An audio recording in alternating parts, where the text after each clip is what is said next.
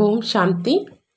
அவ்யக்த முரளி 5-10-1971. அவ்யக்த பாப்தாதா, மதுபன். சம்பூர்ணத்தின் அடையாளம் 16 கலைகள். பாப்தாதா கேட்குறாங்க, அனைவருடைய முயற்சி செய்வதனுடைய லட்சியம் என்னவாக இருக்குது? சம்பூர்ணமாக வேண்டும். சம்பூர்ணத்தினுடைய நிலை என்று எதை சொல்லலாம்? எந்த தோற்றம் எதிரில் இருக்குது அதை சம்பூர்ண நிலை அப்படின்னு நீங்க நினைக்கிறீங்க. தந்தை கூட சம்பூர்ண நிலையை தாரணை செஞ்சிருக்கிறாங்க. அதுல என்ன விஷயங்கள் இருந்தன? மற்றவர்களுக்கு சொல்லும் பொழுது சம்பூர்ண நிலைக்கான எதை எதை வர்ணனை செய்றீங்க? இந்த ஞானம் மூலமா சர்வ குண சம்பன்னம் 16 கலைகள் சம்பூர்ணமாக சம்பூர்ண நிர்விகாரியாக ஆகிறாங்க அப்படின்னு மற்றவங்களுக்கு புரிய வைக்கிறீங்க இல்லையா? இந்த சம்பூர்ண நிலையை வர்ணனை செய்றீங்க இல்லையா? எதிர்காலத்தில் தான் பிராப்தியாகும். ஆனால் சம்பூர்ண நிலை அப்படின்னு இதைதான் சொல்வோம் இல்லையா? ஆத்மாவினுடைய பலமோ இப்பொழுதுதான் நிரம்பும் இல்லையா? 16 கலைகள் சம்பூர்ணமானவங்க அப்படின்னு சொல்லப்படுது. அப்படின்னா கலைகள் இப்பொழுது நிரம்பும். சர்வகுண சம்பன்னம் சம்பூர்ண நிர்விகாரி 16 கலைகள் சம்பூர்ணமானவங்க அப்படின்னு இந்த வார்த்தைகளை கூறுறீங்க. இது சம்பூர்ண நிலை. சம்பூர்ணம் அப்படின்னா என்ன? அதை தெரிஞ்சிருக்கீங்க. குணங்களினுடைய பட்டியல் இருக்குது. ஆனால் இந்த 16 கலை என்று சொல்லப்படுது. அதனுடைய சம்பூர்ண நிலையுடைய அடையாளம் என்ற கருத்து அடங்கிய அர்த்தம் என்ன? எப்படி பாருங்க, யாரிடமாவது ஏதாவது விசேஷம் இருக்குது அப்படின்னா இவங்க கிட்ட இந்த கலை இருக்குது அப்படின்னு சொல்லப்படுது இல்லையா? சிலரிடம் அழுது கொண்டிருக்கிறவங்கள சிரிக்க வைக்கக்கூடிய கலை, அதாவது விசேஷம் இருக்குது. சிலர்கிட்ட கைகள் மூலமாக மாயாஜாலம் செய்யும் கலை இருக்குது. சிலர்கிட்ட புத்தி மூலமாக அதிசயங்களை செய்யும் கலை இருக்குது. அப்படி இந்த 16 கலைகள் சம்பூர்ணம் அப்படின்னா அவருடைய எந்த காரியம் நடந்தாலும் அந்த ஒவ்வொரு காரியமும் கலைக்கு சமமாக தென்படும். அவருடைய ஒவ்வொரு நடத்தை, பார்ப்பது, பேசுவது, செல்வது அனைத்தும் கலை அப்படின்னு தென்படும். எப்படி சிலருடைய கலையை பார்ப்பதற்காக எவ்வளவு ஆர்வத்தோடு போறாங்க.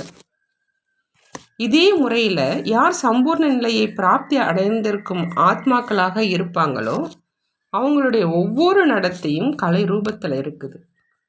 மேலும் சரித்திரத்தினுடைய ரூபத்திலும் இருக்குது. அப்படி விசேஷமாக ஆனது இல்லையா? எப்படி சாக்கார பாபாவினுடைய பேசுவது, நடப்பது அனைத்திலும் விசேஷத்தை பார்த்தீங்க இல்லையா? அப்படி இது கலையானது. எழுவது அமர்வதற்கான கலை, பார்ப்பதின் கலை, நடப்பதின் கலை இருந்தது.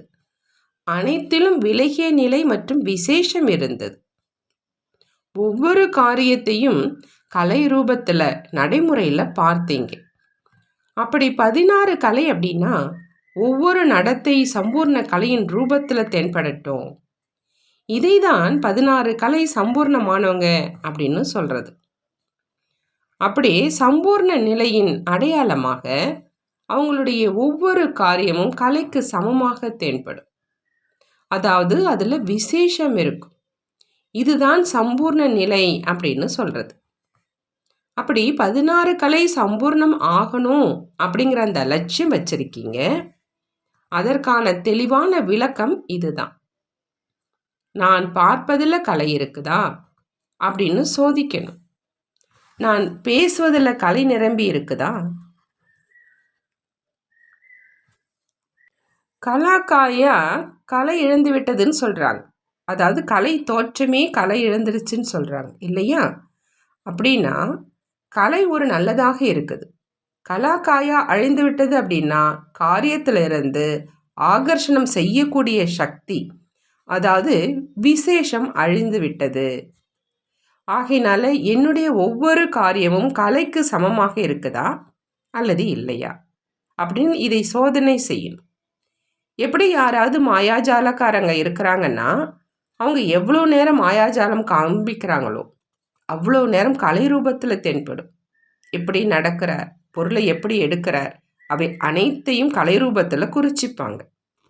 அப்படி இந்த சங்கம யுகம் விசேஷ காரியம் அப்படிங்கிற கலை காண்பிப்பதற்கானது. எப்பொழுதும் நான் மேடையில் இருக்கிறேன் அப்படின்னு அப்படி உணர்வு இருக்கட்டும். அந்த மாதிரி 16 கலை சம்பூர்ணமானவங்களாக ஆகணும்.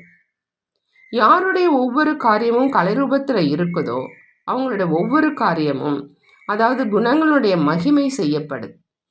இதை வேறு வார்த்தைகளில் சொல்லணும் அப்படின்னா ஒவ்வொரு காரியமும் சரித்திரத்துக்கு சமமாக இருக்குதுன்னு சொல்லலாம். அந்த கலை ரூபத்தை பார்த்து மற்றவர்களிலும் பிரேரணை நிரம்புது. அவருடைய காரியமும் சேவைக்கு தகுதியானதாக இருக்குது. எப்படி யாராவது கலையை வெளிப்படுத்துகிறாங்கன்னா கலை வருமானத்திற்கான சாதனமாக ஆகிடுது. மேலும் மற்றவர்களை கவருது. ஒவ்வொரு காரியமும் கலையினுடைய ரூபத்தில் இருந்தால் அது ஒரு காந்தமாக ஆகிடும். இன்றைய உலகத்தில் யாராவது சின்ன சின்ன கலைகளை காண்பிக்கிறவங்க கூட வழியில் சென்று கொண்டிருக்கும் போதே கலையை காண்பித்தார் அப்படின்னா அனைவரும் ஒன்றாக கூடிடுறாங்க. இதுவே உயர்ந்த கலையாகும். நல்லது. வரதானம். எப்பொழுதும் வளைந்து கொடுப்பதனுடைய விசேஷம் மூலமாக நெருக்கத்தில் மற்றும் சேவையில் வெற்றி அடையக்கூடிய வெற்றி மூர்த்தியாக ஆகுக. எப்பொழுதும் வளைந்து கொடுப்பதின் விசேஷம் மூலமாக நெருக்கத்தில் மற்றும் சேவையில் வெற்றி அடையக்கூடிய வெற்றி மூர்த்தி ஆகுக. எந்த குழந்தைகளிடம் தன்னை வளைத்து கொள்வதின் விசேஷம் இருக்குதோ அவங்க சுலபமாகவே பொற்காலத்தின் நிலை வரை சென்றடைந்துடுவாங்க. எப்படி நேரமோ எப்படி சூழ்நிலையோ அதன்படி தன்னுடைய தாரணைகளை வெளிப்படுத்துவதற்காக வளைந்து கொடுக்க வேண்டியதாக இருக்குது. வளைந்து கொடுப்பவர் தான் உண்மையான தங்கம் ஆவாங்க. எப்படி சாக்கார பாபாவின் விசேஷத்தை பார்த்தீங்களோ, எப்படி நேரமோ எப்படி நபரோ அப்படி ரூபத்தை தாரணை செஞ்சாங்க. அது மாதிரி தந்தையை பின்பற்றி நடந்தீங்கன்னா சேவை மற்றும் நெருக்கம் அனைத்திலும் சுலபமாகவே வெற்றி மூர்த்தியாக ஆயிடுவீங்க. ஸ்லோகன். எங்கு அனைத்து சக்திகளும் இருக்குதோ அங்கு தடையற்ற வெற்றி உடன் இருக்கின்றது. எங்கு அனைத்து சக்திகளும் இருக்கின்றதோ அங்கு தடையற்ற வெற்றி உடன் இருக்கின்றது. நல்லது. ஓம் சாந்தி. நன்றி பாபா. நன்றி.